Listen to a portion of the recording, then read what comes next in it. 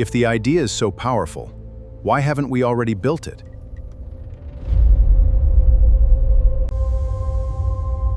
One major reason is scale. These satellites would need to be enormous. Launching enough material into orbit would be incredibly expensive.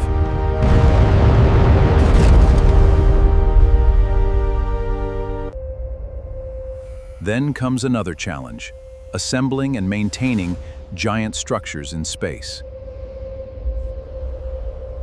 The technology must compete with cheaper energy systems, already improving here on Earth.